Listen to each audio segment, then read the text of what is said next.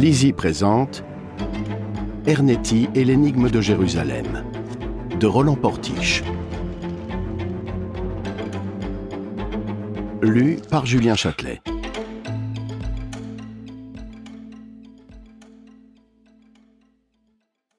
Pour Sarah, encore et toujours. Avertissement. Encore discuté, parfois moqué, souvent méconnu, l'existence du chronoviseur du père Ernetti continue d'enflammer les esprits. Elle a pourtant un fondement historique.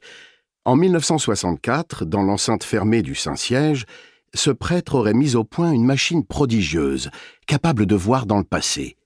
Sur l'ordre du pape, il aurait visité la période évangélique pour découvrir le vrai visage du Christ. Mais ce qu'il a vu était si déroutant que le Saint-Père ordonna de démonter la machine et de la dissimuler au plus profond des caves du Vatican, jusqu'au jour où... Chapitre 1. La chose est peu connue car le secret fut bien gardé. Le jeudi 27 novembre de l'an 1980, une scène particulièrement insolite se déroula dans le cadre majestueux de la basilique Saint-Pierre aux Liens de Rome, San Pietro in Vincoli, où se trouve la statue de Moïse par Michel-Ange. Fallait-il y voir un symbole? En pleine nuit, Sa Sainteté le pape Jean-Paul II avait convoqué 454 représentants des principales religions monothéistes de la planète, tous arrivés dans l'urgence et le plus grand secret. Vers 2 heures du matin, en dépit de la fatigue, chacun occupa le siège qu'on lui avait réservé dans la grande nef de la basilique. Ils étaient installés les uns à côté des autres, comme à la messe.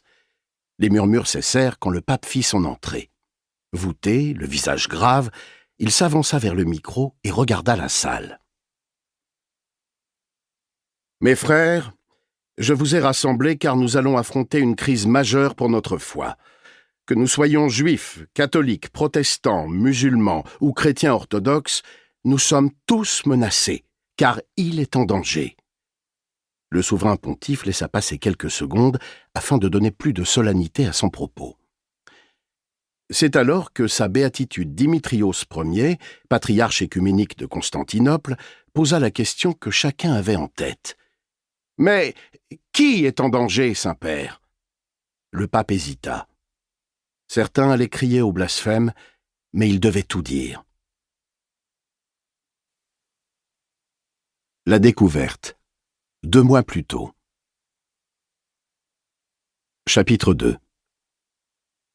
Un petit paquet soigneusement emballé avait été déposé par coursier au département d'archéologie du musée d'Israël de Jérusalem. Dès son arrivée à l'accueil, Natacha Yadin-Drori téléphona à Dana Agron, son assistante. « Ils l'ont livré ? Ce matin, on t'attendait pour l'ouvrir. Tu viens ? Je suis impatiente de voir ça. » Le musée d'Israël était construit sur une colline de Jérusalem à proximité de la Knesset, de la Cour suprême et de l'université hébraïque.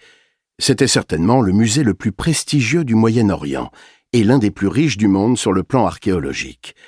Il rassemblait toutes les découvertes faites en Terre Sainte depuis que les premiers sapiens s'étaient sortis d'Afrique pour gagner le continent eurasiatique 100 000 ans plus tôt. Après sa nomination au poste de conservatrice adjointe, Natacha avait mis en place un département très ambitieux qui couvrait 6 siècles d'histoire juive, jusqu'à l'époque romaine. Mais jamais elle ne révéla ce que le chronoviseur, la machine à explorer le passé du père Ernetti, lui avait dévoilé 16 ans plus tôt de l'histoire réelle de Jésus de Nazareth. Elle avait même souhaité l'oublier. Elle retrouva Dana à l'étage des réserves. Un petit paquet attendait, posé sur une table de travail. À l'intérieur, soigneusement protégé par du coton, il y avait un talon humain.